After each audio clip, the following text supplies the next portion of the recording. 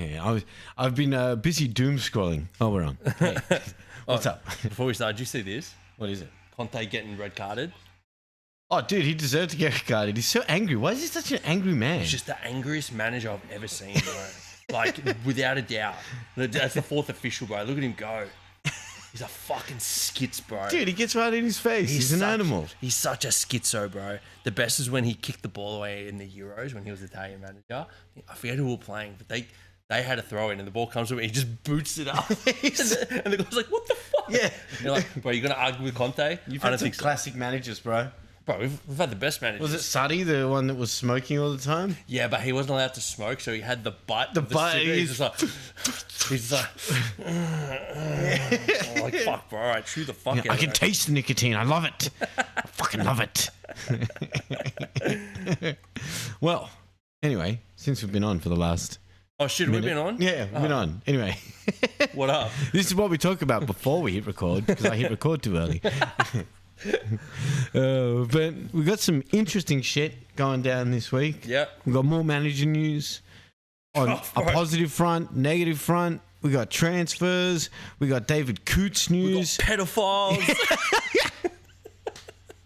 We got it all, baby. Yeah, we've got Brazilians fucking their niece. We got 16-year-old Aussie kids. Wait, we probably shouldn't have that. Yeah, with pedophiles straight after the story. No, we've got a nice break in the middle. We've got incest in the middle. This is the ultimate show. We got it all, baby. Yeah, somebody who's like never listened to this just tunes in and goes, "What the fuck is this about?" Lube. Yeah. No, you're not going to see this on Sky Sports or Fox Sports. Well, I don't know. I mean, was it? Is it Shay Given? Was it Shay? Yeah, Shay Given. Yeah. Do you hear what happened to him? No. So is this the first part of the news?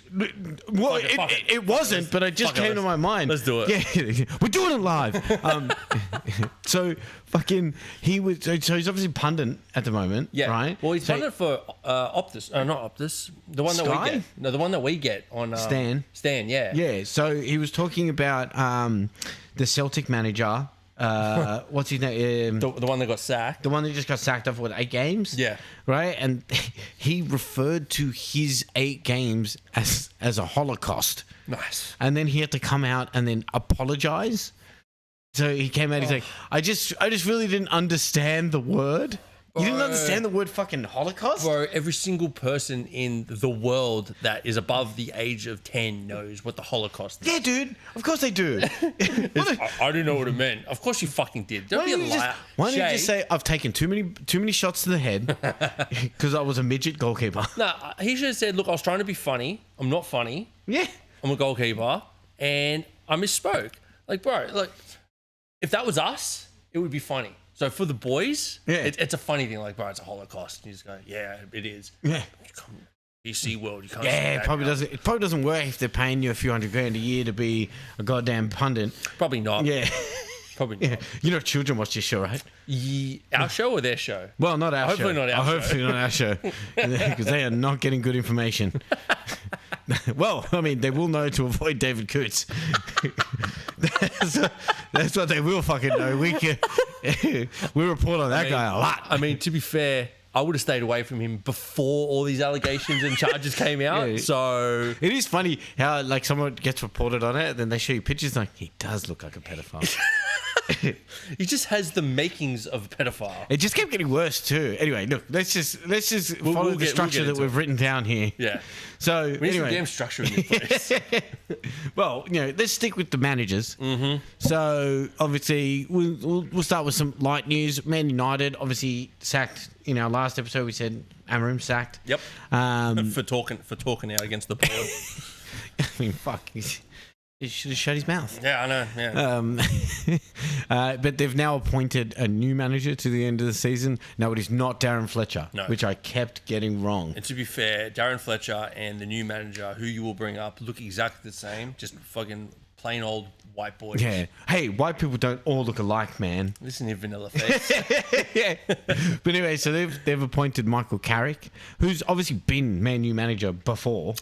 It was interim. He's right? interim, obviously. Yeah, he's a renowned interim manager. Yeah. To take over. So he's going to take over till the end of the season. Yep. Until obviously they can find a replacement, and obviously rumors are already circling with, the other sacking that has occurred out of the La Liga, Xabi Alonso. Sorry, before we do move on to Xabi Alonso, just want to go through who they are lining up for after Michael Carrick. They have some big names lined up. They had Thomas Tuchel was the name, right? Won't happen. They had Xavi, who's still without a job. Won't happen. They had Luis Enrique, who has rejected a PSG extension. That's probably not going to happen. Yeah, that's another one. And then the other one, obviously, they're always bringing up Zidane. That's also not going to happen. Yeah. So, look, I like what they've done in having an interim manager. It gives them a lot of time to work through who they want as their next permanent manager. But as to who they're going to get is always going to be huge. I can just see another big fail happening. Hey, all I know is Matt from my work is going to owe me $100 because he bet me that Man U was going to finish top 4 this year. Dude, that would suck for him because now you've got to rely on Michael Carrick to carry them through to the top 4. To be fair, when Michael Carrick played for Man United, they did rely on him a lot to put balls into Van Persie. Dude, Michael Carrick was a above average player who played at his peak potential. No, he was a player that just followed instructions. Yes. Yeah. Dude, Fergie said to him, you need to get the ball to Van Persie. Yep. And he said, okay. Every time he got the ball, he just passed to Van Persie. That's all he ever did. And they won a title with it. Yep. It fucking works, dude. It worked, yeah. Well, it worked then. I don't know if it would work today. Oh, but then again, they got Haaland at fucking Man City. It worked. Yeah, but they don't have a Van Persie at Man U. Who they got? Šeško? Yeah, but hey. He's not a Van Persie. Hey. You can hate me all you want. He scored twice this week. He still ain't a Van Persie. He's coming up, man. Put him in your fantasy team then. I'm not going to do that. I'm doing bad enough in fantasy. But yeah, back to La Liga as we always do. Right, as we reported for the last few weeks, obviously been a lot of pressure from the players going to the board of Real Madrid and fucking saying they want Xabi Alonso sacked. Yep. So came out after they'd lost the what do they call it? The Copa? The Super Cup. The Copa Super Cup? Super Cup Copa? Super Copa, sure. Super Copa? It's just the Super Cup, but if you want to put some Spanish twang into it, sure, Super Copa. Yeah, I like to be cultured.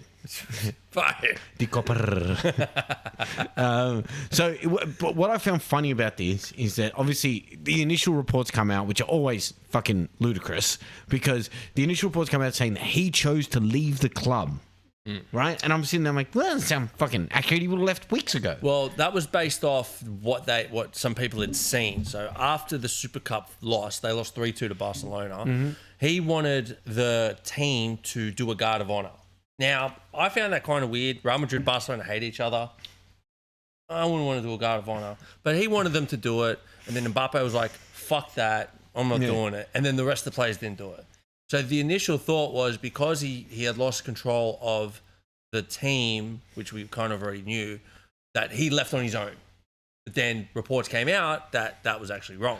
Yeah. So it found that he was sacked, obviously by the board. Now, 3 names have been popping up as the kind of instigators to this whole decision that went on. So Vinny Jr., which is fucking obvious. Bro, you could have had $1.05 on that. 100%. Everybody he knew was that was fairly vocal about it. very vocal. Jude Bellingham, which I found pretty interesting. And then Valverde. Valverde, I don't really believe in this report. Like, I don't believe Valverde would be that type of player. I wouldn't think so either. I mean, look, we can obviously only judge. He's the second captain, right? Yeah. But we can only judge his performance. But also, it's more that he'll slot into any position. He plays where he's been told to play. But obviously, he's been vocal. He's been there longer than Vinny Jr. and Bellingham. Yep.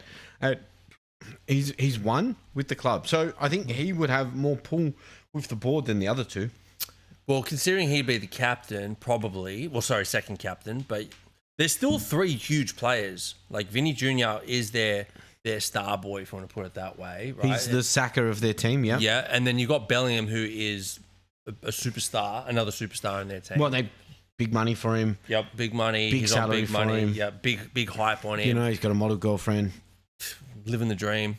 And then Valverde is the second captain, and like you said, he goes wherever you want in terms of like what sort of position for him to play in. So, look, I was a little bit weirded out, but Bellingham actually did come out and say that it was bullshit.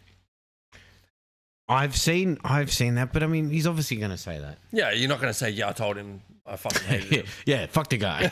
I mean, he's a legend, but fuck him. But fuck that guy. So look, I mean, it's a bit concerning.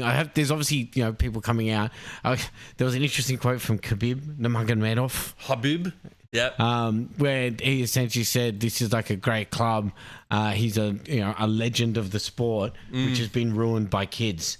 And I mean, look, I tend to agree with him, right? Like this is it's showing that you're such. Are you a big club or are you reliant on these like players that you bring into the club? For the last like 20 plus years, Real Madrid have seemed to be run by Perez, but run internally by the players. Yeah. And you can kind of see the only ones that are successful at the club are the guys that let the players kind of do what they want, which doesn't always work. No, 100%. Well, because I mean, look, so the reports suggest, right, that the players were unhappy of how Xabi wanted to control every aspect of the game, right? Yeah. So he had obviously a role, which, is Pep, right? That's Pep. Yeah. Pep is the exact same manager. Which he learnt under, yep. Which he learnt under. So he's taken how he's learnt from Pep and gone, this is how I want to control the game. Works at Barcelona. Barcelona are winning. Yep. Hansi Flick does the same thing. He's never lost a final. Yeah, he's what, 8-8? He's 8 from 8. 8 from 8. Crazy. 8 from 8 finals Crazy that he's stat. ever been in, right? Which shows, I think, if you can control the game, if you can control how that game is going to be played, you can use tactics, right? Whereas essentially, Vinny Jr. wants to be left to do his own devices out on his thing. He wants to get the ball and dribble through people and rainbow to be flick. fair, he did in the final and scored. Looked great.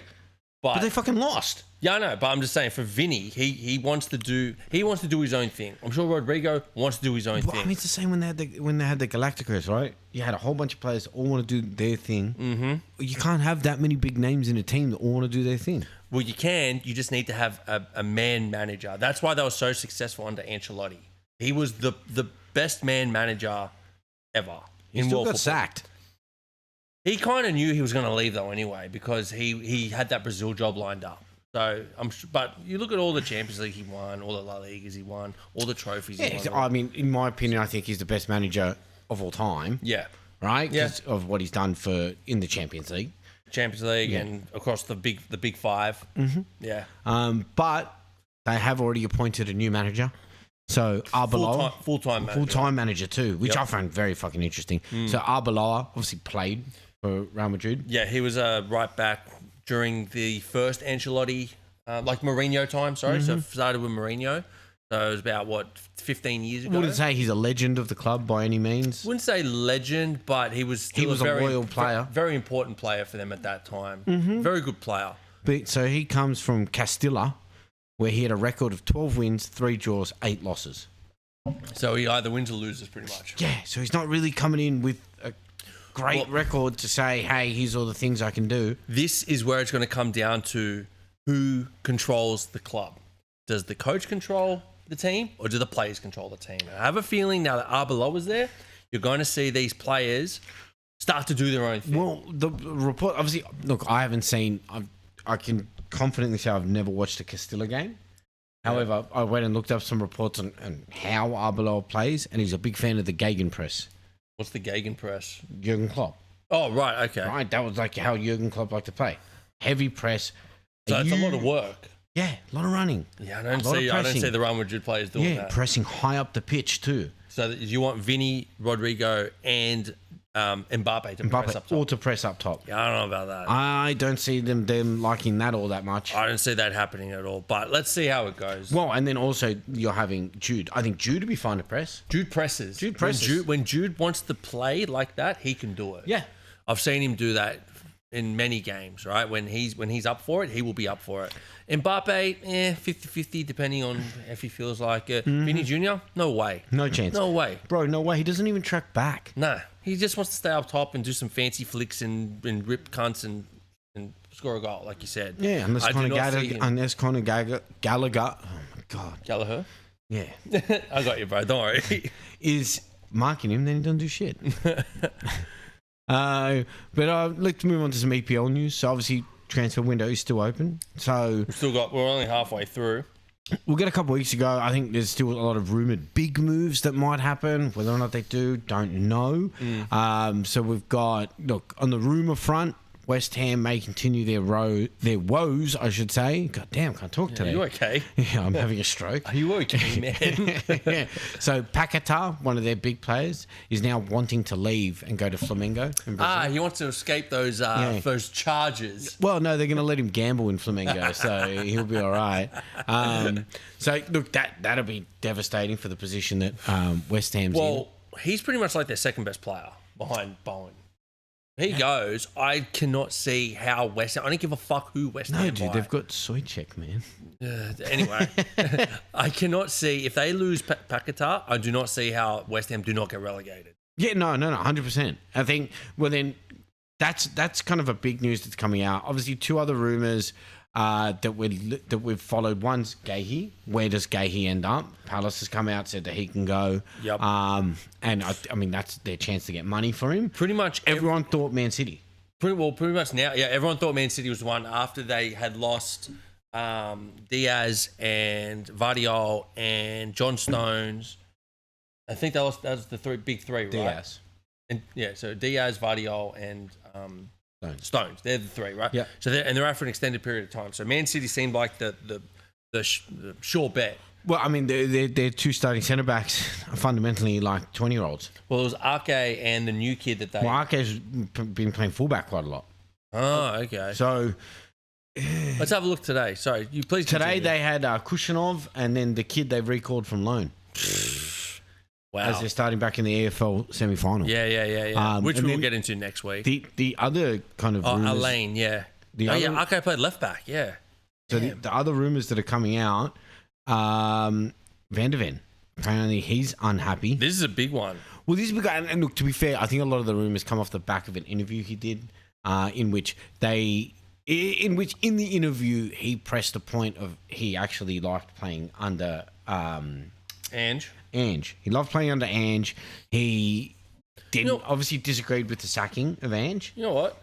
I did not hear one player complain about Ange's style or Ange's like. No one did. They won a fucking trophy. Yeah, it doesn't matter what troubles they were going through. I never heard one player complain about Ange and his style of play or his coaching ability. But you can clearly see that there's big issues at Spurs now. And you know what? I saw Van der Ven losing it at a Tottenham fan after the FA Cup, which we will get into later. So you can kind of see now that it's starting to the pressure's starting to get to them. And you know what? If Van der Ven goes, he wants to leave. Every single big club will be after him. 100%. He'd be close to 100 million. Obviously, my algorithm saying that he's going to come to Liverpool. Your algorithm is bullshit, bro. What are you going to hate on my algorithm for, man? Your algorithm sucks, bro. I love my algorithm. It sucks. It makes me so happy when I wake up in the morning, I look at it, I'm like, Van der Ven. Your algorithm is so out of whack, Dude, bro. Sam always messages me, he's like, dude, Gahey and Van der Ven. Fucking they go. Shut up. Who's this FIFA Ultimate Team, bro? Dude, we're getting them both, bro. Don't worry. And then, look, final rumor before we go through actually two transfers that are happening. So Chelsea, you guys are now interested in Igor Thiago from Brentford. Yeah, look, we'll see how that goes. It's such a knee-jerk reaction if it is got some truth to it. It definitely won't happen in January. You know what it smells like? Andy Carroll. Oh, big Andy Carroll move. Yeah, it smells a lot like Andy Carroll, dude. Big Andy Carroll move. I mean, I think we had a look. Thiago came from Ghent or Club Brugge or something like that. Had a pretty good season. I think he scored like 20 goals. A lot of his goals are tap-ins, right? Yeah, they are. Don't get me wrong. A lot of pens. Yeah, don't get me wrong. 16 goals, which we'll get into after the game this week. 16 goals, fan-fucking-tastic. Yes. Right? It is a great record. But, I know. is that repeatable in another team, in another situation where you aren't the man up front and, you know, you got João Pedro sitting behind you and Cole Palmer and Enzo and all that? Is he still going to get 20 tap-ins, you know, and penalty? Is he going to take penalties? Oh, no. Because if you're taking penalties, I don't know if you're getting 16. Yeah, no. So, I think it's an interesting rumor. I think that is more of a... Obviously, it's just a rumor at the moment. I'm sure if Thiago did come out to be on the market, more clubs would be after him, whether we get him or not. I don't know. Would I be happy with it? Of course, he'd be a good player. But like you said, does it translate into our team? Which we've seen many times. Someone will have a great half a season or a season, and then he goes for big money somewhere and they flop. Seen it a lot of times. Oh, 100%. Great example. Remember Shamak? Yeah, good. Oh, yeah. Killed it in France. Goes to Arsenal, flopped. Yeah, Darwin Núñez killed it in Portugal. Killed it in Portugal, flopped. Hit the post 57 times. Gyökeres, 100 goals in 100 games, whatever the fuck it is. TBC, bruh. TBC, bruh. He said 7 shots on target in fucking the last 8 games, bro. Shut the fuck up, bro. TBC, bruh. We'll see. There's no TBC, bro. Wait till the fucking Arsenal game. Look, 2 signings that are happening, both for Tottenham. So Tottenham have a verbal agreement to sign Conor Gallagher from Atletico. Mm-hmm. I don't mind this. I don't mind it. I think he gives the right energy to the midfield. Yeah, he does. And look, we've always said, he is an energizer bunny. He is the Sonic the Hedgehog of the midfield. This signing happened because Tottenham have lost Bentancur for I think it's 2 or 3 months. So they needed a midfielder. I think Atletico paid about the same when they got him from Chelsea. So they're kind of like, all right, cool, whatever, get our money back. Yeah, no, see what happens. It makes sense. Conor Gallagher gets to go back to London. So we'll see what happens with him. We watched that Expressions video today, and look, he was right in saying that. Like, he's the energizer bunny. He'll be good in the midfield, good for pressing, but they still have no creativity in the midfield. Well, that's what Xavi Simons is supposed to do. He is meant to, yes. And look, he has moments of it. He has moments of brilliance that he can pull out. But I don't know if he's played in the right role, because a lot of the times you see him over on that left-hand side. Yeah. And I'm like, why is he over on the left? He likes the left. He should be kind of in that more central position. And I get, like, if you're up at the edge of the box, you like to be out on the left. Coutinho used to do it all the time for us. Sweet. But, bro, he's over on the left at halfway. And he's playing a through ball. I'm like, we're out of the play now. Because you don't have that speed to go and get back into position, right? So the break happens, you're out of play. And it happened time and time again, other than when he goes and gets fucking red carded for being anything. You know what I mean? So I don't know if that's a managerial decision. That's how he plays. Because I didn't get that. You don't get that feeling from when he plays in the Dutch team, right? No. In the Dutch team, he's in that position where he is. Yeah. I don't know if it's Thomas Frank going there sipping on his Arsenal tea. Oh, bro. How he still has a job, I am still shocked. It's insane. How Xabi Alonso got sacked before Thomas Frank, I've got no idea. Crazy, bro. Xabi Alonso got sacked before we got GTA 6. Can't believe it. Xabi Alonso is 4 points behind Barcelona. Tottenham is like 10th. 10th with no prospect of top 4. And they're out of the FA Cup, which we will get into. So they've got no prospect of anything, and Thomas Frank still has a job. Yeah. After drinking out of that Arsenal cup, I don't give a fuck what he said. He said, I didn't know. Yeah, bro, I didn't you're know. telling me you don't look at your cup and go, oh, I'm going to drink out of this. Oh, fuck, there's an Arsenal cup. Maybe don't bring it out in public. Who are the people you keep around you? Yeah. That's the question, where it's just like, I was in the wrong place at the wrong time. It's like, yeah, but why does someone not say to you, don't go there? Yeah. You know what I mean? He brings out an Arsenal cup and sipping with a big smile on his face. You think that's going to make the Tottenham fans happy? No. No, it's going to make them incredibly pissed off. Yeah, they want you out so bad. I want to see Ange come back. Seriously, I want to see Ange come back to Spurs. And win another trophy. Oh, please, brother. Then they sack him again. No, they win the Champions League. Oh, my God. And there's just Ange just going... Yeah. Then he should quit. Then he quits. Yeah. I'm leaving you. Yeah. No. You're not firing me. I'm leaving you. Look, final signing that has been happening, and it's kind of a no-name player in a sense of we don't know him yet. So they've signed Brazilian left back Souza from Santos. Yeah, he's the young left back or something. Yeah, and 20, I don't think he is. Yeah, something like that. They're 20 years old, signed from Santos. Again, these Brazilian players, I don't follow the Brazilian league whatsoever. To be fair, no one really does. But I mean, look, a lot of them come with a strong skill level. Obviously, for left back positions, one. I mean, they had Pedro Porro playing there at left back. Yeah, well, that's a bad move. So we'll see how he goes. I'm just having a look now. Look, he played 29 games this year, 1 goal, 2 assists. I mean, he's 19 years old, so it's a prospect signing.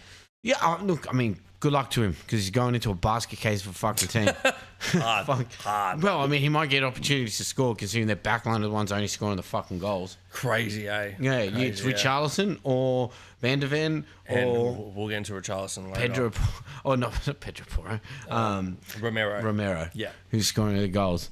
Look, before we jump in the FA Cup, let's go through a few different bit of gossip news that's happened. So, like we said in the start of this episode, Pedophile Lane. yeah, David Cootes is back. David Cootes, obviously, as we reported a few weeks ago, he was arrested. They found child pornography or indecent child abuse videos on one of his laptops, which is not great. You know, this is after Dude, no, that's terrible. That's horrible, bro. It's actually one of the worst things that could happen, to be fair. I'm really dumbed down pedophilia. Yeah, dude. So that's not good. There was not good. there was no report about what they had found, right? So they charged him last February. He pled guilty to it in October of last year. So he's now been charged in court to 9 months suspended sentence for 2 years. So, in other words, he's on a good behaviour for the next 2 years. If anything happens, he goes to jail. He goes to prison for 9 months. I'm assuming he would have to be on some sort of sex registry or like... I don't know how... Sex offender registry? You'd hope so. I hope so, too. You'd really fucking hope so. I mean, I think most of the people in the UK are going to know his fucking face by now. Oh, yeah. Well, at least if you kind of at least follow football somewhat, you're going to know who he is. Yeah, I was going to say, if anyone hasn't seen what David Cootes looked like, mate, he has the makings of a pedophile. He just... If he walked past the park, you'd be like, cool, please. Yeah, if I had to draw a sketch of what a pedophile would look like, it would be David Cootes. Yeah, I'd just download the picture. Yeah, just like this guy. There it is. There it is. But then the reports came out. So apparently he had video and photos of a 15-year-old boy in school uniform. Which, to be fair, when I read it, I'm like, well, that's not as bad as I imagined. But it's still pretty fucking bad. It's bad. Look, it could have been worse. It could have been a lot worse. But yeah. Look, well, it doesn't say what the school uniform was. It could have been some school uniform with an assless chaps. I don't fucking know. All right. How about we go to the next segment now? Let's end the segment with assless chaps. Right, let's move on. To move on to the next story that we've got here, it's incest. Now we're into the incest angle. Well, incest by marriage. Which makes it a whole lot better. So, still with the Brazilians, damn, they love to party, dude. They love to fuck. They love to ball. Yeah, dude, they're balling out, dude. Party. So, Brazilian footballer Hulk, and I admired his career. I think he's a fantastic player. I think he was big at Porto, in a massive Porto career. He's been in Russia for a while, too. He went to Russia, went to Zenit for ages. He was at Zenit. He was killing it at Zenit, too. He should have gone to Saudi Arabia. I reckon he would have killed it at Saudi Arabia. I 100% agree. Well, Saudi Arabia wasn't really a big thing while he was still kind of playing. He should make a comeback. Go to Saudi Arabia. You think he would do all right? No, he's a bit busy. They allow incest, right? Well, he's a bit... We got no Saudis. I had a comment, but I'm not going to say it because... Because the Saudis will buy us out and then shut us down? Wait, hang on a second. So he's now left his wife and has now gone to remarry. And this is what I loved about this. The report headline. So what it reported as Hulk has left his wife to now marry his child's cousin. And I'm like, hang on a second. That's his niece. That's his niece, yes. I was like, that's a weird way to say it. They were trying to undersell the whole incest angle. Yeah. Now, it is his niece by marriage. Correct. So, but still, really ain't going. It's one of those ones, with those deals where you go and buy like a Porsche and then I do that all the time, yeah. Well, no, sure. You buy a nice car, and then you take it in, and then they will take back the old car and give you a new car, like a trade-in. Like a trade-in, right? He just traded it in. Yeah, he just traded in. He took his old wife and went, I'm gonna need the newer model. Yeah, it's just that it's the newer model. It's the same version of the car. Sorry, different version of the same car. Yeah, that's it. He went from the 911. Same bloodline. He went from went from the 911 to the 911 Turbo, dude. Did you say 911? Yeah. Oh shit. Oh god, now I'm thinking about 911. Yeah, so I mean, good luck to him. I like that he's also having a child with her. Yeah, this is the part that I want to understand, right? So his kids, right? Then this child that's being born is going to be their half brother or sister from their cousin. Yeah. Try and work that one out without trying to sound like an incest. I don't know. Try. I mean, it'd be a fun Christmas. Oh, bro. It's got to be a fucking hilarious Christmas. Does, like, the ex-wife come, or they... Dude, their family tree is a circle, all right? Best of luck to him. Look, on a kind of a nice note, it's a kind of he's a player to watch. So we've had an Aussie kid kind of break through and make some history. Mm-hmm. He's now the youngest goal scorer in Roma history. Yes. I think he's 16 years, 11 months, and like 3 days. That's mad. Yeah. Antonio Arena. Yes. So Remember the name. They had the Coppa Italia today. They played Torino, came off the bench, first touch of the game. Scores. Header. So his first touch in professional football, he gets a goal. It's pretty gangster that they brought him off the bench. Yeah, it's mad. For his first experience in the final. Look, Roma have ever since Totti, probably ever since Jose Mourinho left, they've gone through a bit of a shit patch where they've been kind of competitive but not really close to winning anything. So it's good to see that they've taken some faith in their youth. And it's good to see that there's a young Aussie kid there, Antonio Arena. So let's hope he continues and makes a career out of it. And hopefully he starts making, like, you know, the Asian Cup squads and, like, I wouldn't say the World I don't know, Cup dude. this year. I'm feeling promising about the Australian team. We've got a few young players. We're starting to get our young players They seem to have some quality behind them and give you a little bit of hope. Yeah. Look, we've got a lot of players in the championship, and it's good to see someone in Serie A. So let's see if we can get back to that old stage of where we have our international players playing overseas in the better leagues. Because that's when we're our most competitive. 100%. Yeah. 100%. Now, let's jump into the FA Cup round 4. So the opening round for the Premier League teams. And it's just a fucking shit ton of games. It's just a shit ton of games. There's fucking like 20 games going on. There's a few highlights in them. We'll just run through the EPL scores. Mm-hmm, yeah. Who moves on, who doesn't. Wrexham, which is, you know, worldwide sensation. Everyone fucking knows them now. Ryan Reynolds, Rob McEnany. Beat Forest on penalties, 4-3. Did you see... After leading 2-0. Yeah, Forest came back. But, hey, good for Wrexham. They go through the next stage. Mm-hmm. Did you see Ryan Reynolds miss the winning penalty because he had to change his shirt or something? Yeah, no. I don't know. Proper Hollywood, bro. Hollywood bitch. But yeah, good to see Wrexham go through. I mean, everybody likes an underdog story. So. Yeah, I mean, look, the whole Disney... The Disney series about it got everyone invested. Yeah. Fantastic thing to do. They obviously know how to, you know, do drama. Yeah, and look, and they're doing okay in the championship. Look, they're not going to make EPL for probably a few years. And I think that, I mean, from watching the TV show, obviously, they've that was their expectation. Yeah, and I think they've had the right expectation around their spend, where their club sits, and understanding what their expectations for each season is. Yeah. So, like, they knew going into the championship, they would not be the biggest club like they were in League One and League Two. Yeah, that's League right. One, League Two, they were paying the most money. They knew they had to come They up. were, by and large, like the biggest buyers, or biggest spenders, sorry. But now they had they're the largest wage bill. Largest wage bill, yeah. They probably had one of the biggest stadiums as well. Well, they had the oldest stadium in world football. Or UK football. But good for them. I hope they progress even further. Well, we'll see who they play because you've got the round 5 up. So yeah, we'll check out, see how they play, see what their chances are like. Well, the funniest one of the round is Palace. Funny's a word. Well, when you hear the backstory, it is funny. Yeah. Oh, okay. So Palace, obviously the holders, the current champions, have now been knocked out in the first round, losing 2-1 to non-league side Macclesfield. Yeah, and anyone that doesn't know what non-league is, it's 6th division. Yeah, so they're Premier League semi-pros. Is 1, and they're 6. Yeah, it's crazy. It's crazy that they've made it to round 4. It'd be like Sydney FC losing to fucking Burwood. Dude, it's like Sydney FC losing to our fucking over 35s team. It's retarded. It should not happen. We're all smoking on the sideline and shit.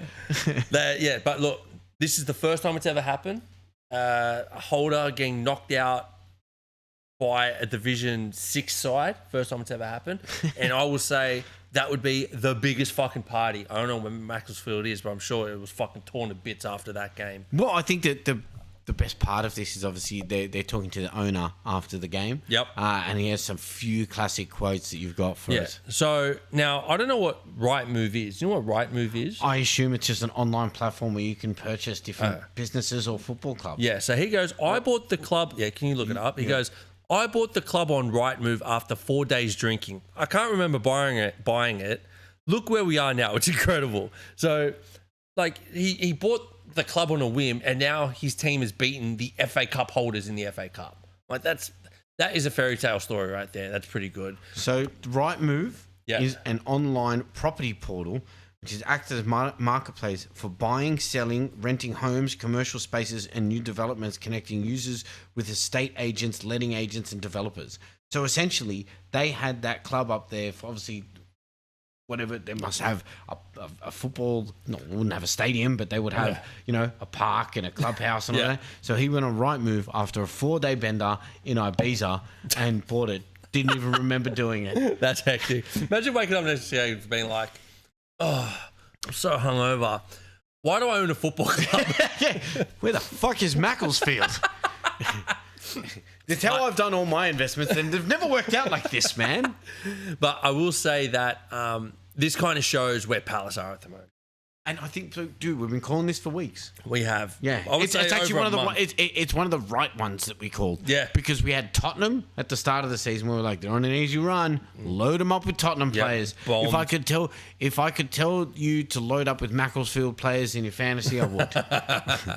But unfortunately, I'd be telling you just take your Palace players out. Yeah, look, like we said, Palace, it was like maybe a few weeks before the AFCON that you could just tell that they weren't scoring.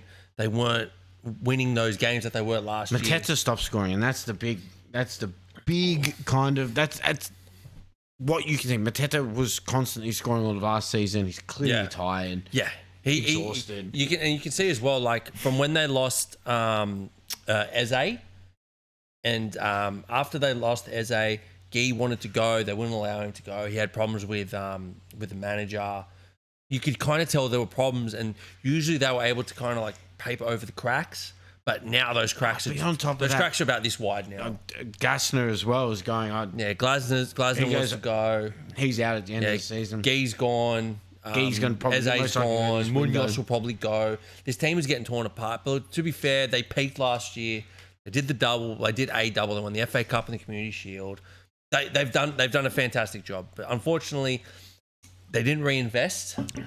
They stuck with the players that they had, and now it's come back to bite them. When you're competing on four, they didn't even stick with the players they had, right? Well, they got rid of Eze. They got rid of their talisman player, right? Season before that, they got rid of Elise.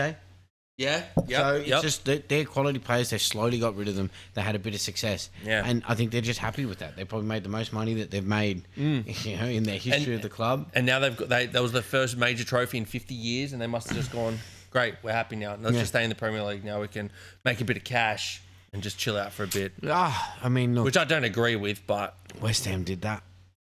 Yeah, how'd that go? Yeah, not great, bro. Then we had Wolves. Sunderland beat Everton 3-0 on penalties after a 0-0 draw. Cool. Wolves beat Shrewsbury 6-1. Wolves, bro. Ever since like there was a few games before their win where they looked like they were playing really well. They looked like they were ready to win. They played you guys, gave you guys a push. They played Man U. They drew with Man U. They then beat West Ham. And those games, you can kind of see. Dude, they beat themselves against Arsenal. They did beat themselves against Arsenal. You're right. They compete against Arsenal too. So you can see they're competing. And I'll give it to them. Wolves could have just gone. But I think it's also clear that they don't have the team for the Premier League. No. I think it's pretty clear that the team that they have is not a Premier League team. But it's good to see them still fighting. I mean, you want them to put up a fight. You don't want them just to bend over and allow the guy just to rape him into submission, bro. We say great. Sorry. Then we had Brentford beat Sheffield Wednesday 2-0.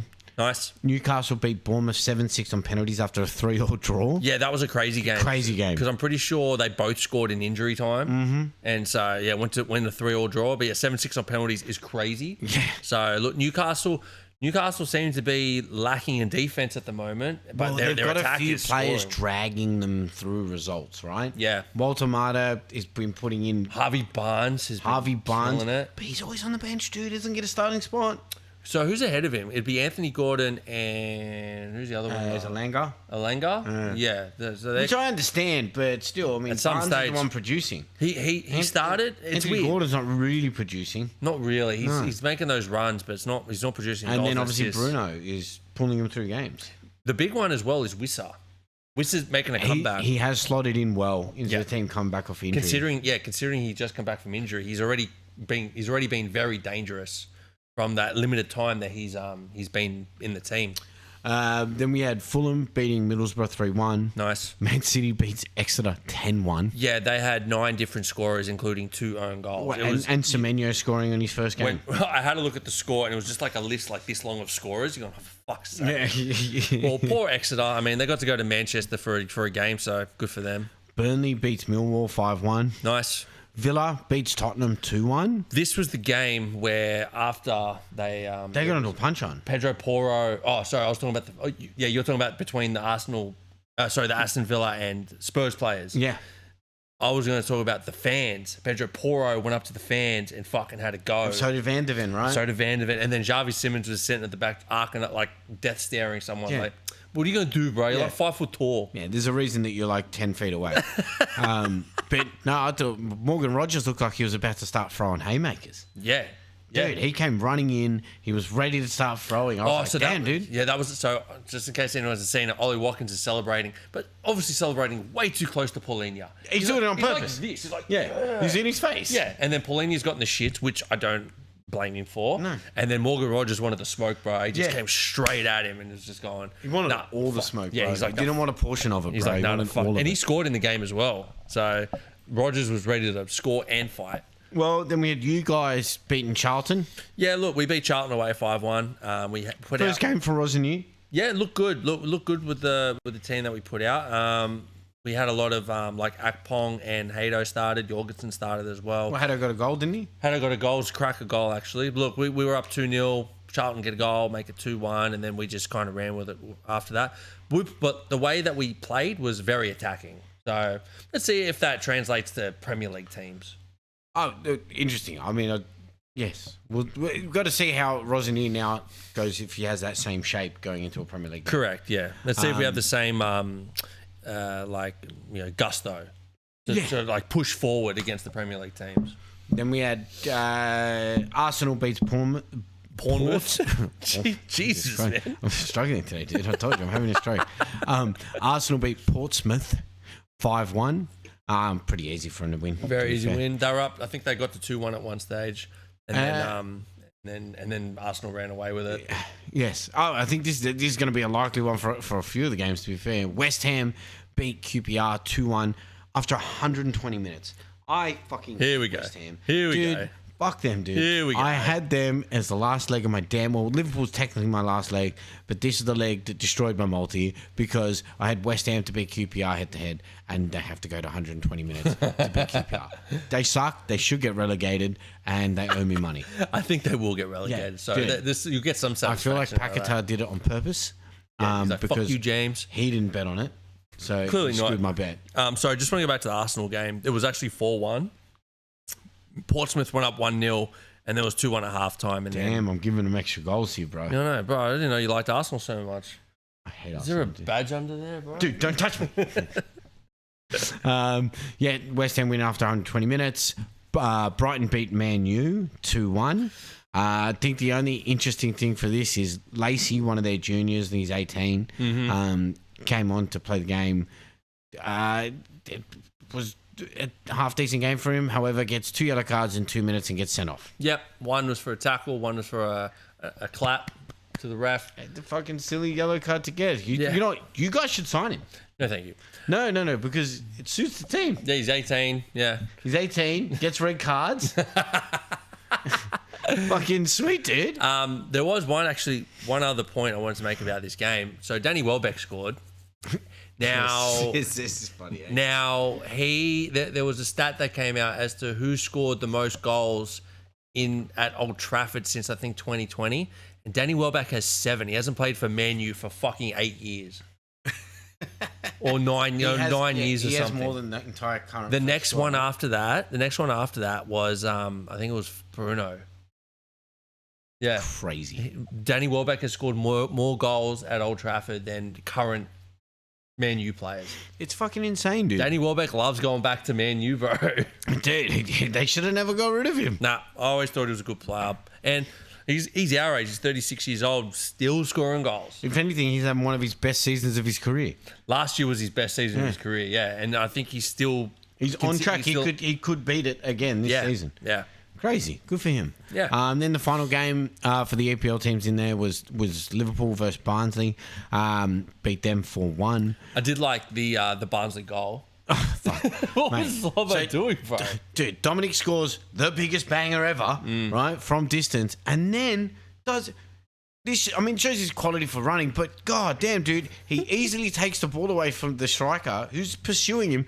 I don't know if he goes for a back heel, if he goes for a dummy. It's a dummy. I assume it's a dummy. Because if you look at his foot, he goes like that and like that. Like he tries to roll back and then roll forward. Trips over the ball and they just kick it in when we're up 2-0, goes 2-1. I go, what the fuck are you doing? It's crazy. Bro, he's scoring bangers. He can do what he wants. Fuck it. And then look, the positive came out of it. Wirtz, Ekatike, Frimpong all score, which you want them to do. Wirtz's goal was nice with the assist from Ekatike. Frimpong was he just cuts inside, just hammers it. Yeah. So on to round 5 games. So you guys will face Hull away. Which is funny because that's Rosenier's old team. Yep. So going back home. Arsenal face Wigan at home. Yeah, he should be straightforward game. West Ham face Burton away. Who knows with them? I like Burton. Wolves face Grimsby. Oh, big Grimsby. And we know Grimsby loves knocking out a Premier League team. Wolves Grimsby will be a good game. Yeah. That would be a good game. That'd be Well, cool you to never see know, that. right? Because they're not Man U. They might actually be able to beat Grimsby. Fulham face Stoke away. I think that'll be a tough game for them. Stoke away is always hard. It's a dog of a team, bro. Then you've got Brentford will face Macclesfield away. See if Macclesfield can knock out another team. Imagine the bender if they do that. Forget it. They'll still be on a bender for this game. They'll still be going. Then Burnley face Mansfield at home. Cool. Then the hardest game of the round will be Villa to face Newcastle at home. Mm-hmm. That's a hard game. I think both teams are capable of winning that. Yep. And then the final game for the EPLs will be Liverpool to face Brighton at home. Good game. Good game. Hard game. We're not guaranteed to win that at all. Now we move on to match day 21. Yes, let's get into it. So we had some interesting results here. Some that fucked my fantasy team. West Ham versus Forest. Our tipping. Yes, tipping. Both tip 4. You remain 3 points ahead of me. Yep. For this round, and it was interesting. We tipped the last 3 games right, but we have with the first 7 we both tipped 1, but they were different games. Yeah, totally different. Yeah, completely different games. We did tip a lot the same, which were wrong. But stop copying me, man. Just stop copying me, bro. I'm leading. You're copying me, bro. Yeah, that's what I mean. Somehow you're copying me and beating me. So the first game we had was West Ham Forest. Forest won this 2-1. Yeah, look, I had a draw in this game. You had Forest. Yeah, I started so fucking well. Yeah, he started with a good win. And so I was burning about this because like you got there, Murillo scores no goal. Yeah, which sucks for me considering he's in my damn fantasy team. At one point it was at -2. I'm like, oh, that fucking sucks. Yeah, dude. I'm like, damn, dude. Then look, West Ham get a second goal and the player's heel is offside to a pass. Yeah. It's a pretty crazy offside. Because to be fair, when you're watching it like in fast motion, I'm like, who's offside? Yeah. Well, I don't understand. Because he came from an offside position, right? His heel is offside, like he's just hanging just slightly offside. Always. It's crazy. And then literally 4 minutes later, Dominguez scores. Yeah, off a corner again. West Ham has the most goals conceded off corners than any other team in the league. And for good, they fucking suck, bro. That's why they're 19th. And then a speculative penalty at the end of the game. Which fucked my tipping. This is the one that fucked my tipping. Yeah, it was good for you. But yeah, Areola goes up for the ball. He punches Gibbs right in the face. They give it a penalty. After the ball's cleared, I don't agree with it. I don't either because I always give advantage to the goalkeeper because there's a pile of people in front of you. The thing for the goalkeeper is you get to dive at the ball because and he's looking at the ball. Yeah. So he's not looking at the player and going fucking bang. Yeah. This is Exactly right. Yeah. Right? And this is like if two players go up for a header, one player gets to the header first, then you crash into him. That's not a penalty. Yeah, exactly. It's not a penalty. It sucks. It sucks, Right? yeah. And you might stop the game, but it's not a penalty. I agree. Because it's a 50-50 until he does it. The whole thing for them is that, he punched back after it was cleared. Yeah. I don't agree. Yeah, no, I didn't agree with it either. Obviously, would have been good for my tipping, but take that away. I still disagree that was a penalty. I feel bad for Areola, but it is what it is. And Forest get the away win, and the West Ham fans. Okay, so this penalty was in like the 89th minute. Okay, and I think they had like 10 minutes of extra. They had 7 minutes of extra time. All the West Ham fans were gone. They did not stay back to try to help them get that equalising goal. So that just shows you the fans are done. The club is done. Just fucking get relegated. Because like I said last week, I am sick of this team coming between 15th and 17th and surviving. That will be proper fucked. So rumours are now coming out. In all the West Ham contracts of all the players, there is a 50% wage cut if they get relegated to the championship. I think good. And apparently it's pretty standard. It's always been in their contract. It's not some new thing they put in this season because they thought it was going to happen. Yeah. It was literally... It's on the country. So you know what's going to happen. All of these players are going to be mass exodus. We're out. 100%. We're going to go and we're going to go to other teams so that we can secure our paychecks. Fucking oath. So it's only going to get worse. This just has Sunderland smell all over it. The next game we had Palace and Villa.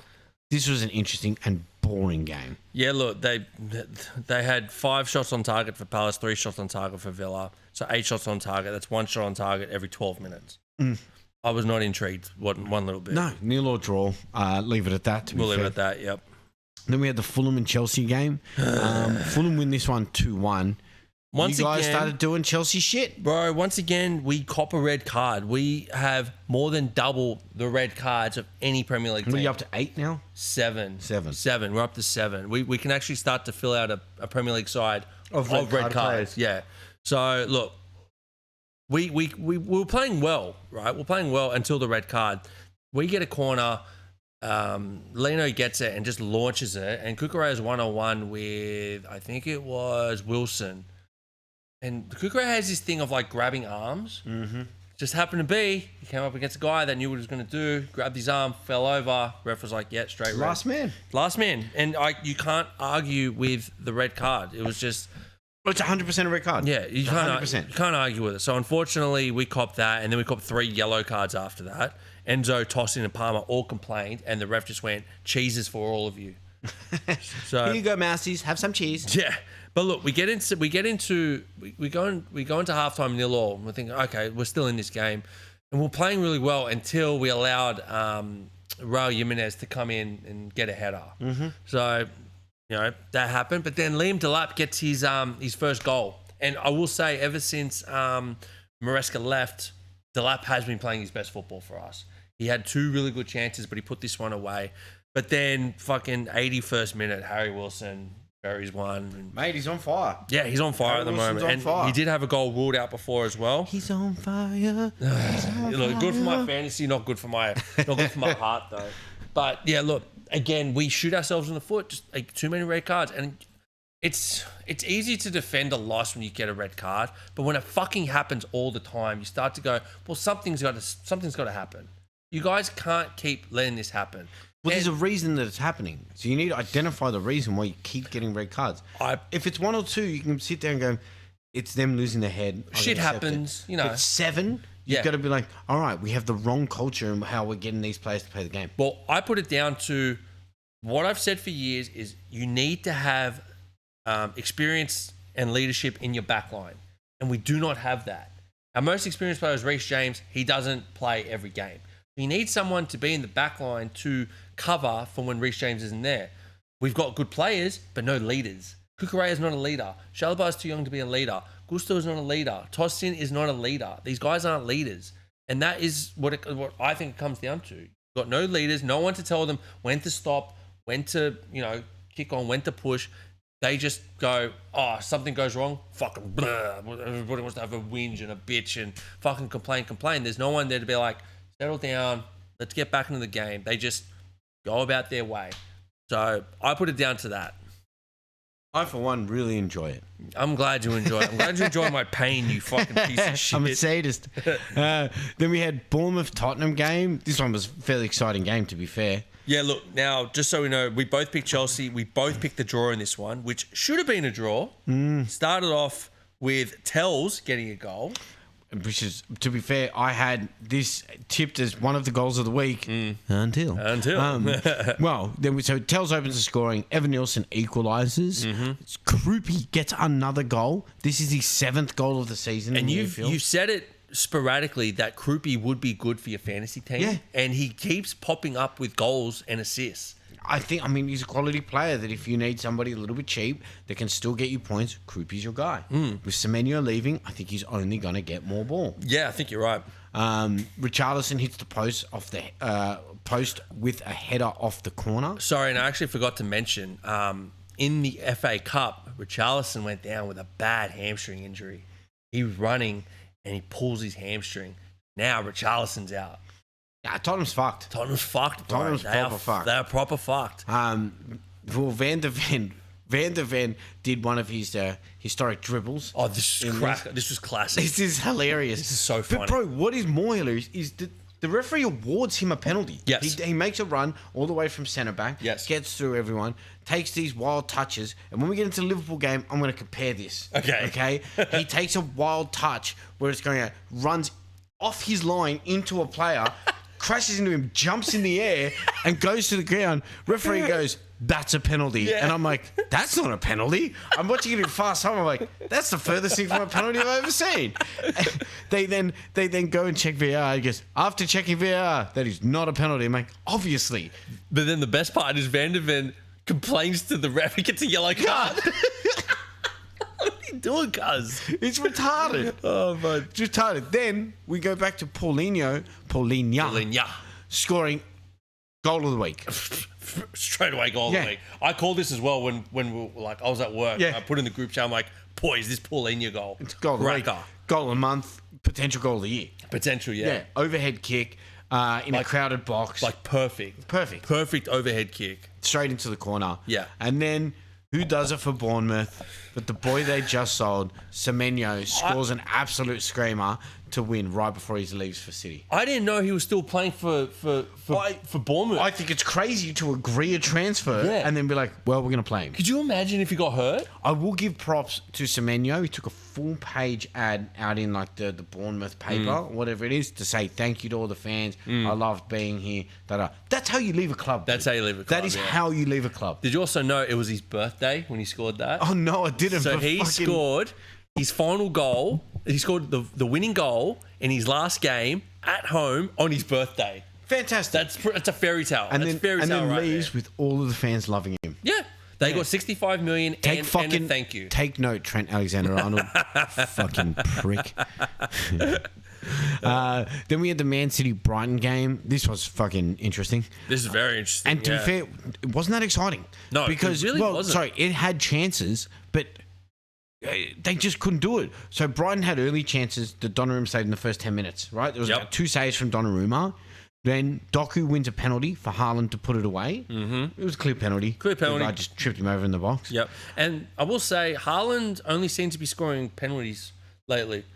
Yeah, he doesn't seem to be as dangerous or as fluent as he was at the start of the season. To be fair, Matoma equalises from a goal from nothing, right? Yep. Like there was no Brighton weren't pressing. Yep. Brighton didn't have any pressure on the ball. He just got a touch, a little bit of space, and slotted it into the bottom corner. Yep. You've got to kind of do better defensively, right?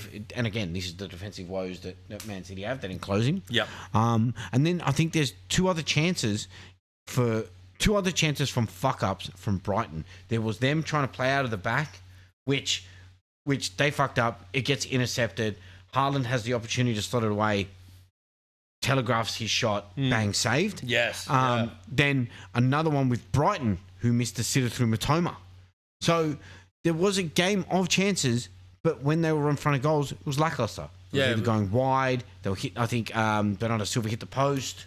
So they just didn't seem on point. And I think, and this is probably clear why Arsenal most likely will win the league this season. because I just don't think they've got the competition of Man City of the last 8-9 years. Yeah. Obviously Liverpool clearly is not up to the standards that we have been over the last 5 years. Well, after City is Aston Villa. Yeah, and we all know what Aston Villa's going to do. They're going to crumble. They're going to crumble towards the end of the season like they did last year. Yeah. They just don't have the depth to keep sustaining the level of football that they want to play. Yeah. And, you go and speak with Stammer, who's, currently, top 500 in Australia on fantasy. He loves to say, the name escapes me of the manager there. Is it Emery? No, not Emery. Yeah, Unai Emery. Unai Emery. He loves to bottle. Oh, really? He's a bottler, apparently. Bro, pot, meat, kettle. Yeah. You fucking kidding? Stammer, are you serious, bro? He goes, if you actually said that, come on, bro. This is a conversation we had today. He had said when the games start getting tough, he bottles from the pressure. Bro, is he looking in the mirror? Bro, are you serious? Told you, dude. This is how he gets you, bro. He's full of hope. You're way too confident in this, bro. I don't like this Stammer. Yeah. I want beaten down Stammer. Yeah, it's gross. Bring him back. So ends in a 1-1 draw. Yep. Then we had the Everton Wolves game. This game, wow. This game was out of control, and not for the gameplay. Sorry, just so we can go back to the tipping. We both picked Everton, didn't happen. We both picked City, didn't happen. We both picked Villa, didn't happen. Let's continue. So the Everton Wolves game, Michael Keane opens the scoring.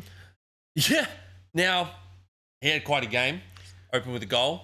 And then ended the match in the tunnel. Yeah. Because he goes up for a header and starts pulling a guy's hair.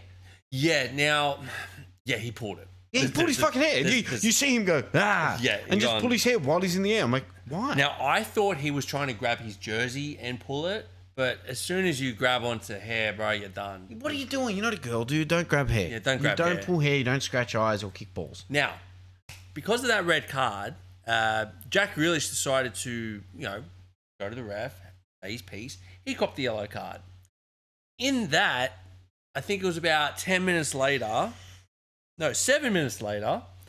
he then gets a foul when it's 1-1 because they scored just before Michael Keane's red card, sorry. So then Jack Grealish gets a yellow card for complaining. And then, 3 minutes later, he then gets a foul, does this to the ref, second yellow. So his yellow was for complaining about a red card and for sarcastically applauding a referee. So we say that the 18-year-old doing it for Man U was silly. This is 3 times as silly. Exactly. Jack Grealish is done. He's a Premier League winner. He's Premier League winner, Champions League winner, represented his country.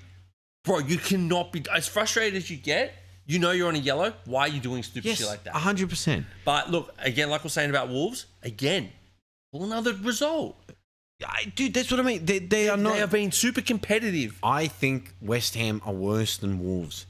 Better than Wolves, you mean? No, I think that they're a worse team than Wolves. West Ham's worse than Wolves. Yes, Yeah. I think Wolves are a harder team to verse than what West Ham is at the moment. I agree. Right? I agree. They've brought this Mane into the teams, come from nowhere.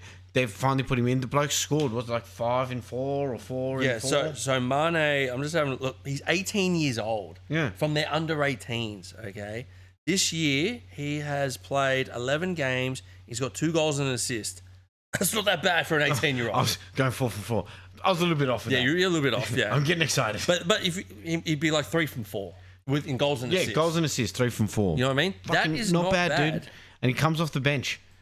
He has scored 2 out of the last 3 games. And actually, at that stage, he'd scored 2 goals in a row against West Ham and Everton. There you go. At least it was something in a row. Yeah. Then we had the Burnley-Man United game. Now, this is where we get all of our tips right. So, the one that I got right was Brentford. So, I forgot to mention. I got Brentford right and you got Forest right. Which, to be fair, in hindsight, I should have went Brentford. They had an easy 3-0 win. Thiago gets a double in that game. Yep. Meaning he's now on 16 goals. What's it, the highest goals of a Brazilian in the EPL season? So the record before was Martinelli, Cunha, and someone else. I'm surprised Bobby's not up there. Well, Bobby didn't really score a lot of goals. He gets a lot of assists. A lot of assists, yeah. If you go GA, it would either be a lot higher. But in terms of just straight goals, because he didn't score he didn't take pens, and he did a lot of dropping back in for Mane and true. Salah. I would have thought someone like, like Oscar might have scored, maybe not 15, but, well, maybe like he could have scored like 15. But, yeah, I'm very surprised that there hasn't been a Brazilian to score, more than 15 goals in the season. And now in 21 games, Thiago has smashed it. Yeah. Dude, killed it. And it looks like he'll most likely get over 20 goals in this season. Well, he's doing the opposite of Gyökeres. God, I love riffing on Had to throw that one in. Yeah, I'm just having a look now at Thiago at the moment. Bro, he's played 22 games and he's got 17 goals in all competitions. 21 games, 16 goals. That is crack. That's what you want. Yeah, dude. That's what you want. You could not have asked for a better replacement for Wissa and Mbembo. And Mbembo.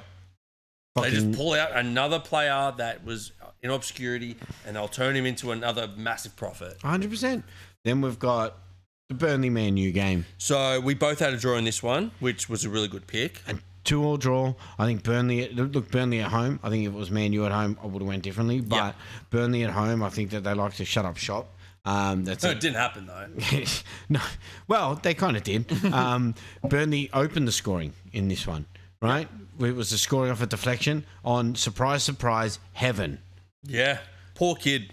Getting thrown right into the fucking fire. He shouldn't be starting these games. No. I'm sorry. I get he's got some quality for his age. He shouldn't be starting these games. Well, I'm having a look at their lineup at the moment, right? So they did change to a back four instead of the 3-4-2-1 that they were playing. Uh-huh. So now they've got 4 at the back, and unfortunately, Heaven was playing as centre back, with Martinez. He's got Dallo and Shaw. You can't have two players that don't win headers. But it's funny, they got Euro on the bench, and they also had Harry Maguire on the bench. They decided not to play them. So interesting that they went with Heaven. Well, I think, look, interesting. I give props to Burnley. They had 2 goal line clearances in the first half. They really tried to get that win. Oh, 100%. They were fighting for it. And to be fair, if it was a first half performance, I would give it to Burnley. Mm-hmm. Right? Man, you came in and fucking out of nowhere, Šeško goes and fires a double. Yeah. Right? Darren Fletcher's his manager. Fletcher, wherever you go next, take Šeško with you. You're going to play non-league, bro. But it's definitely Šeško's best game. 100%. Yeah, 100%. Easily his best game. He was a nice... His goals were decent striker goals. Yeah, look good, yeah. They were decent striker goals. But then... He was another contender for goal of the week. Jaden Anthony's curler to seal the draw. Right? If it wasn't, obviously, Burnley securing the draw is probably not as impactful, but a fantastic curling goal. Yeah, no, it's a very good goal. So, yeah, 2-2 draw in that game. Then we had Newcastle versus Leeds. This was a fucking crazy game. This is this is the best game of the round, right? This is game of the round for sure. If you're going back to watch, one game, I'd watch this game. Yep. Newcastle versus Leeds. Both teams have been in decent form. Leeds have been very competitive in every game, and Newcastle, it's been high-scoring games. Well, they've had players pull them out of the shit too often. So Aronson for Leeds, probably their most informed player, opens the scoring. Second most informed player. Who are you going to say is their most informed? Calvert-Lewin. Yeah, okay. Yeah, no, yeah. Aronson second, but yeah, no, 100%, 100%. Who we will talk about very soon. Yeah. Barnes makes 1-1 within 4 minutes. Yeah, very quick. Now, interesting fact on this, Barnes, so he has scored the most goals in his career against Leeds. Oh, really? Yeah.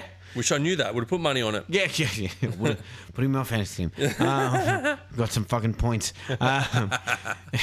Then there's penalty for Leeds after, I think it's a ridiculous handball. From Thiaw? Yeah. He was lucky he didn't get sent off. He got me -1 in fucking fantasy. Fuck, man. Oh, my God. Yeah, look, Thiaw had a shocker. Absolute shocker. Yeah, dude. Game. Put it this way. Murillo got a fucking own goal and still got more points than Thiaw. He did get still more points. I was shocked because I saw him at -2 and I think he ended up with 2. Yeah. And I go, how the fuck did he end up with 2 after scoring an own goal? Defensive contribution. Because he actually does shit in defence. Thiaw, apparently, if he doesn't get an assist or whatever, he's useless. He is useless, yeah. Jolinton makes it 2-2. Yep. And then there was chances galore in the second half. However, Aronson double makes it 3-2. He's so informed. He gets his double, yep. Then the penalty for 3-3, arms are tucked in. I don't agree with this penalty. No, I don't agree with either. No, his arms are like in here. He's T-Rexed himself. He spins and it hits his hand, and he's like, "That's a penalty." Now, do you recall last week where we were complaining in the Man U game? The ball crosses, it hits the guy's thigh, and then up into his arm. Yeah, that is more of a penalty in my mind than that. They do take the coming off a different body part. I understand the rationale. This is your shit. That was how pissed off everyone got with that. And that had to be the big one, huh? Yeah. Yeah, look, I don't agree with the penalty either. It's his arms are here. Like, what do you want him to do? Yeah, just really cut your arm off? Yeah, exactly. Like, well, it's not natural. What do you want him to do? Like, okay, you could have gone like full fucking Black Panther on him, but yeah. But he's jumping. Yeah. He's jumping and he spins away. And he goes like that. Yeah, he doesn't jump and spin and jump and spin. Or like the ones where they go like this. Yeah, no. They go Superman. Jumps up and tries to keep his arms in, hits his arms, they give a penalty. Crazy. Look, it was good for me because I had Bruno G in my fantasy team. So he banged in the penalty. So I was happy with it. And then the winner is scored by Barnes.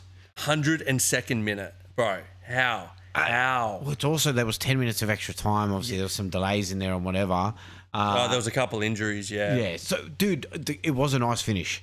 It was a really fucking nice finish. Dude, yeah. Harvey Barnes, I think we were talking about this before we came on the air, that Harvey Barnes should be getting more game time for Newcastle. He should be starting for Newcastle, sorry.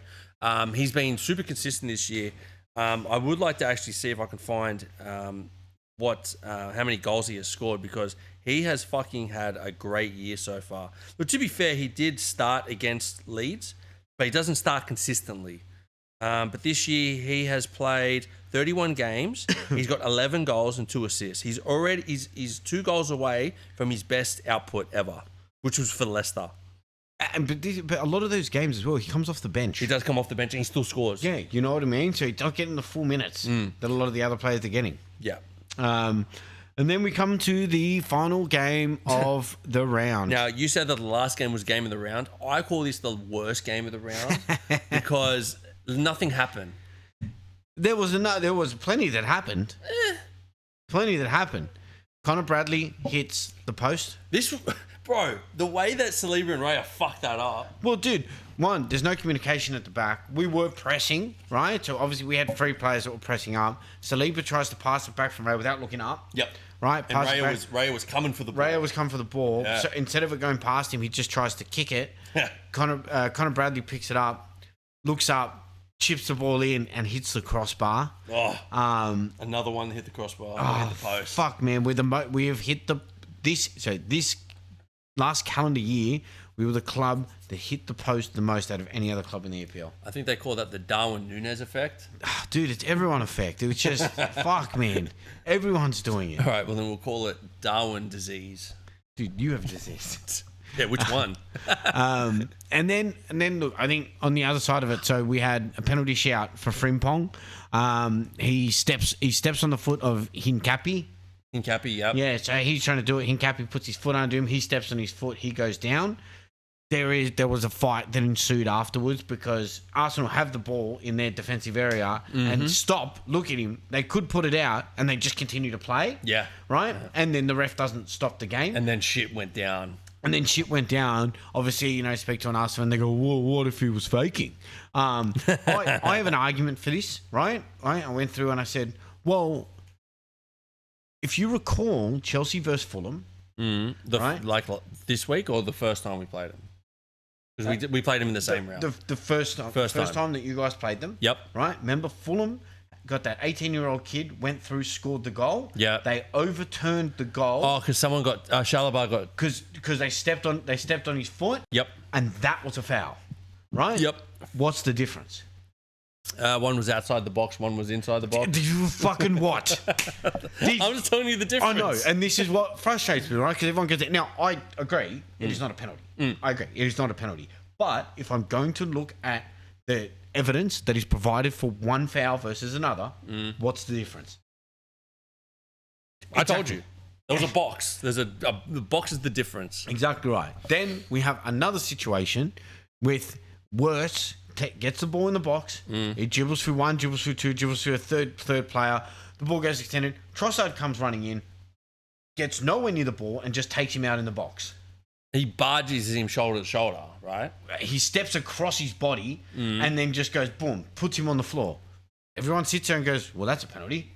And apparently not, because the ball, he didn't keep the ball close enough to his body. Because the ball was too far away. And I'm like, yeah, but no Arsenal player picked up the ball. Well, they didn't have to because the ball had gone past them. It didn't go past them. Raya is still running out of goal. But it's gone past the Liverpool players. It doesn't matter what happens to the Arsenal players, right? What do you mean? So you're saying that the ball's gone past That's Rich, this, right? the reasoning for it is that they've said that he's taken too big of a touch. Yep. So he's allowed to be fouled. Yeah, okay. Yeah, I agree with that. You can be fouled when Trossard's already on a yellow card? Yeah. You're just rage baiting me. What do you mean? Well, you're rage baiting me. It's a penalty all day. Okay, so in, like, let's say outside of the box, right? That's a foul. You get the ball, you hit too far, like a big touch, and you get shouldered or barged over or whatever. It's a foul. I don't think it is a foul. But it is a foul. I don't think it is. But it happened in the game and it was a foul. But it wasn't. Trossard got a yellow card for it already. Oh, you're not talking about that foul. You're talking about... No, I'm talking about both. So Trossard copped a yellow card in the game. Yeah, I saw that one. Because we were on a break. And he's gone bang. Yep. The player went to take a touch. It was a big touch. He's then pulled him down. It's a yellow card. Then he does it in the box, and it's no yellow card, no penalty, no foul. So that first one, was it Bradley or Soboslai or someone? They've got Connor Bradley. They've got acres of space, right? So if he hits it ahead, he can go and get it. That is like stopping a counter attack. But Wirtz can still get the ball. I don't think he could. I think that's where the ball's not going out. I think it was going. No, it wasn't. Raya picks the ball up. So then it would have been too heavy a touch for Wirtz to get it because Raya doesn't even go to VAR. Is that because Raya would have got it anyway? Like it wouldn't have mattered? Well, that's what they're assuming. That's what I think is that's the 50-50 and it's gone to Arsenal's way. So the other one to talk about, ball gets whipped in from a corner. Two players are tussling in the box. One pulls the other player down. The ball was never going to get to him. Is that a penalty? Yeah. What's the difference? He can't get to the ball. Well, one is you're physically pulling someone down. The other Which is what Trossard's done. Well, I think the Trossard one, he's come across and he's hit him like... leg across. Yeah. Well, let's just go off what the ref said, and I'm going to agree with them. I think the ref did a top job. But it didn't go to VAR. No, the ref did a top job. I agree with the ref. You just rage bait me at this point. No, but we do know, like, you can't just pull players in the box off a corner. They're two different scenarios. You've got to go apples for apples. They're apples for oranges. That's apples for apples. Nah, they're oranges, bro. Yeah, right. You're just rage baiting me at this point. No, can we... The other point of the game, which was, like, fantastic from us, is Wirtz, Dominic Soboslai broke down their press every time. From the midfield? Yeah. Every time that they tried to do the press, we played out of the press. I think, look, if we had a striker that was able to play the game, very different game. Yeah, because you had Wirtz play up front, right? Essentially, he played a false nine. Yeah. You had to play a false nine because Ekatike has delayed onset muscle soreness. It's been going on forever. But at least he came back in the FA Cup. Yes, he did. So he came and played that game. Ishak's obviously still injured. He's going to be out for ages. Yeah. Gakpo came on to play, but it's just not a game for Gakpo to play up front. Chiesa, still no game time. Well, the big point in this is Chiesa comes up to slot during the game, starts trying to tell him something while he's on the pitch. So is Chiesa on the bench? No, Chiesa when he's on the pitch. Yep. Comes up, he's trying to tell him something, like, hey, something he's observed. And Slot just blanks him and just keeps doing instructions that he was already doing. So I'm like, I don't know what the fuck he does not like this guy about. He's racist, bro. He's racist to Italians. He's a big hater, bro. Dude. Why do the Dutch hate Italians? Hey, I'm on Chiesa's side here, dude. I'm on Chiesa's side. I think it's fucking wrong. I don't think that's the right way to do it. Obviously, more news has come out around Rio. With him. So Slot, at the start of the season, when they sold Diaz, he's told the club he wanted Rio to be loaned out and they wanted them to get in either Fofana or Barcola. Yep. Look, I agree with Slot. I think that would have been a better move to do that. But then obviously the sporting director came down and said, no, we want you to give Rio minutes. Yep. So I agree with Slot wanting wanting the players to come in to replace Diaz. What I disagree with is how he's then gone about playing Rio. Just doesn't play him. He doesn't play him. And did he play in the FA Cup? He did. Okay. He played in started the FA Cup. Okay. But what, I mean, if you had played Rio, right, and we had lost the games that you had lost, you can make a claim to go, I wanted this player to come in, but you didn't give it to me. It's the director's fault.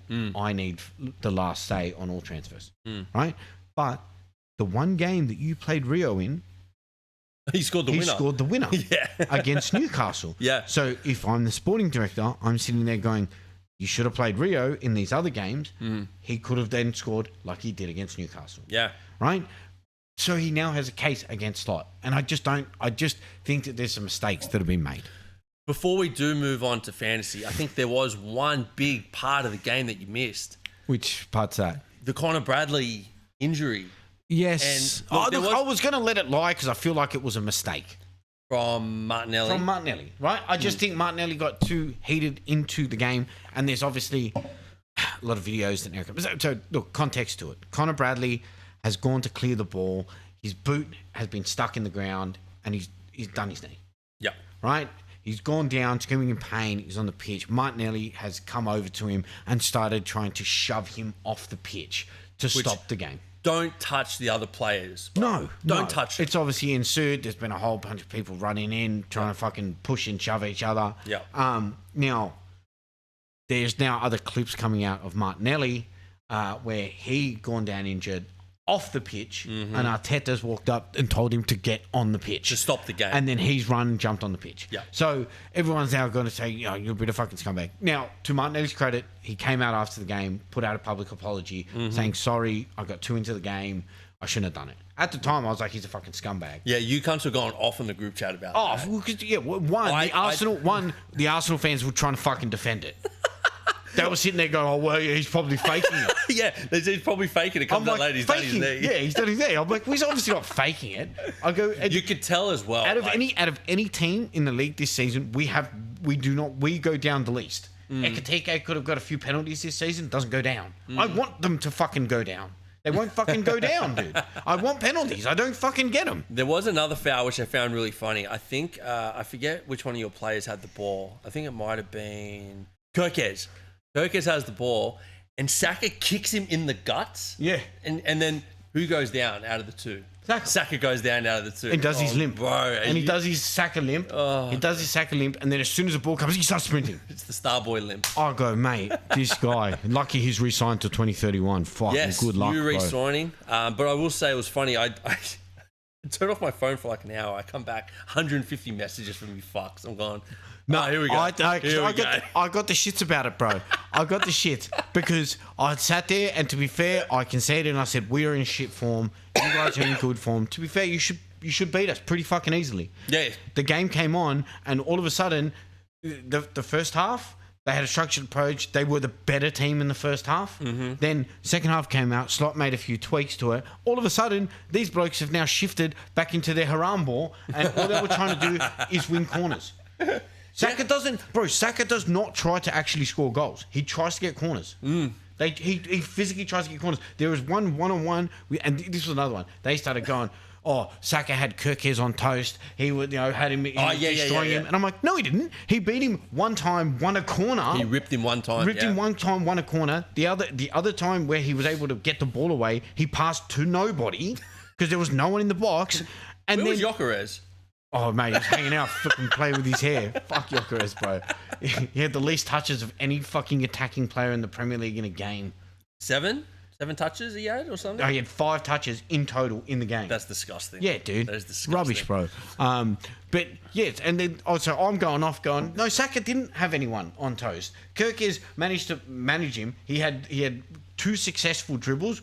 One won a corner, which Kirkes got the shits about too. Yeah. It went out for a corner, he's fuck. So in other words, they knew what the game plan was. Right? That's why they're so lucky to go and fucking copy us again and go and get a throwing coach. Fucking bro. Fucking. The best part about the game was that they got a corner right at the end, right? And Gabriel nearly scored. And just seeing them get a corner, you could just see like the coaching staff cheer. Yeah. Like fuck yeah, we got a corner. You're like, dude. Okay. This is what I mean. It's not like NFL. You get a flag, and you get an automatic advantage on the play, and attack is on. They're like corner, yes, yeah, bro. Everyone gets a corner. We get it. You like corners. They like them way too much. Yes, they like them like Dave Cootes, like 15-year-old boys in school uniforms. All right. Yeah, dude. So you're saying that they're the pedophiles of the EPL? Yeah, dude. Of course. Have you seen their fans? Yeah, they're delusional, right? They're just the straight delusional fans. But the number one fan is also the number one in the league. Number one in our fantasy league, fucking destroying it at the moment. Cannot argue. Gets 66 points this week. I mean, congratulations on him. He managed to. He obviously captained Haaland. He's got Bruno in his team, Semenyo, who gets 6, and Wilson, who gets 9. I mean, they're all pretty straightforward players to have in your team. And you look at his defense. Gabriel, clean sheet. Cash, clean sheet. Senesi, I think he got an assist in the Bournemouth game. Yeah. So, the only problem was he left Calvert-Lewin on his bench. Do you want to put it up? We can show everybody how winners do it. So, yeah, like I said, if you had Calvert-Lewin in for Phil Foden, which say Phil Foden, yep. Could have made sense too. Add 6, you get 72 points. 72 points, and that's a fucking great round. Yeah. 66 is still a great round. 72 would have fucking murked it. But I think one because obviously last week we were already in the midst of the round. Yes. And we had some comments to make on Mr. Cameron Williams' team. Yes. We stepped into his team. He used his free hit. And we had a lot of talking points around what he managed to do. Now, we were correct on some. Rodgers and Matty Cash on the bench. Yeah. He should have had Matty Cash in there over the Man U player. Mr. Dalot. Captaining Cunha might have been a bit of an error. Yeah, he took a big chance. And to be fair, I've made that mistake as well. It looks good on paper. If you captained Thiago, we're having a very different discussion right now. Thiago got 12, that's right. He got 12 points. Yeah. We would have got an additional, 10 points on that, 68 points. We would have got more on Sammer. Yep. So, Bruno in the team, Sharda, another great choice. Sharda it's either him or Thiago, and I think or it's him to Thiago. Yeah. So I think having Sharda in the team was a good move. I think the Gahey move was a good move. I didn't expect a clean sheet. No. They played Villa. So imagine he put Cash and Gahey in there. That would have been the ultimate move. I knew it was going to be 0-0 draw. Yeah.